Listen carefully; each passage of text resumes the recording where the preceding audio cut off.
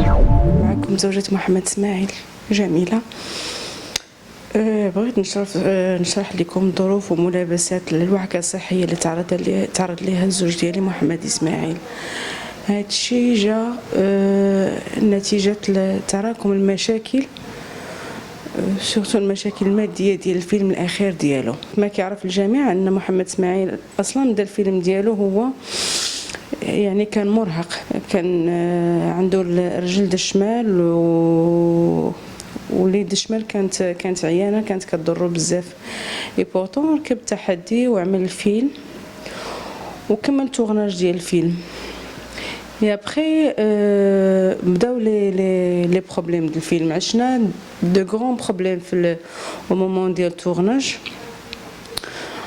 وكانت عندنا مشاكل كثيره، سورتو مع مشاكل اللي خلقها لنا واحد السيد في الفيلم، الله يسمح ليه، الا بغى ربي يسمح له، ما حتى حنا ما يمكنش نسمحوا له، لان داكشي اللي عمل فينا لا يتصور. بسبب هذه المشاكل هو اللي دخلنا فيها، لان عطينا نصب على الناس بزاف بسميات ديال الفيلم. المهم كثرت علينا المشاكل الماديه ديال الفيلم، لانه السيد ما عندوش واحد تجربه باش غيجيري الفيلم. جبنا على اساس انه مدير الانتاج ما عمره ما حضر البلاطو ولا شي حاجه. المهم هذه كانت من ضمن المشاكل. عاد دابا حنايا كنحصدوا النتائج ديال هاد المشاكل. النتائج شنو هي؟ هو انه وقع اللي وقع. ديجا الدعم اللي كان مصروف للفيلم ما كانش في حجم الفيلم اللي تعمل.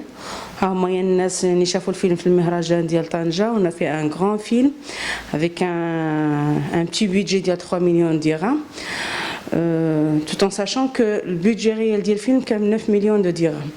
كون ايتي اوبليجي باش اننا ندبروا على الكومبليمونتير ديال البيدجي. السيد الفلوس اللي كانوا عنده كاملين حطها في الفيلم. فرح فاتي اللي هي كانت شركه ديالو في الانتاج حطت الفلوس ديالها كاملين في الفيلم. اي بورطون هادشي ما كفاناش. دونك باش حنايا نخرجوا باش نكمل هو الفيلم، لانه هو ركب واحد التحدي وقال خصو يتعمل هذا الفيلم، وخص الفيلم يخرج، ما كاينلاش يبقى في سميتها يبقى زعما هكذا يطول الانتاج ديالو ولا نوقفوا الانتاج ولا هذا. دونك اللي تي اوبليجي انه يديبوزي لي شيك بيرسونيل ديالو. دونك لي شيك اللي كاينين عنده دابا عند الناس دابا كيعيطوا، سورتو حين كيسمعوك انك خديتي واحد لا ترونش، كيقول لك فين فلوسي انا. الامل الوحيد اللي بقى عندي انا هو الرعايه الملكيه، الرعايه ديال سيدنا أول الفنون وراعي الفن والفنانين. كل سيد كيهدوها غادي ندفعوا ليه شيك، وكاين اللي دفع ليه شيك، وكاين اللي باقي، كاين اللي عمل الاعتبارات، وكاين اللي باقي كيهدد. انا نقول لكم حاجه واحده، لان غير اليوم والسيد ها هو عارفين الحاله الصحيه اللي كيمر بها، وكيتصلوا بيا دابا كيقول لك حنا مازال كنتسناو الفلوس، فين هي الفلوس ديالنا؟ مين غنجيب لهم انايا هاد الفلوس؟ ديجا فكينا معاهم بواحد الطرف كيقول لك لا باقي خصنا الفلوس. السيد كيشوفوا الحاله المرضيه ديالو، هادشي اللي وصل له محمد اسماعيل سي تاكوز دو هاد المشاكل الماديه، سي تاكوز دو المشاكل النفسيه، سي تاكوز داك كيف كنقولوا حنا تماطل بعدا ديال الماركه السينمائي باش يصرف لك داك المحنه، دوك الاشطر 8 شهور، وحنا كنتسناو حنايا في التخوازيام ترونش باش تصرف لينا 5 شهور، حنا كنتسناو في لا دوزيام ترونش باش تصرف لنا.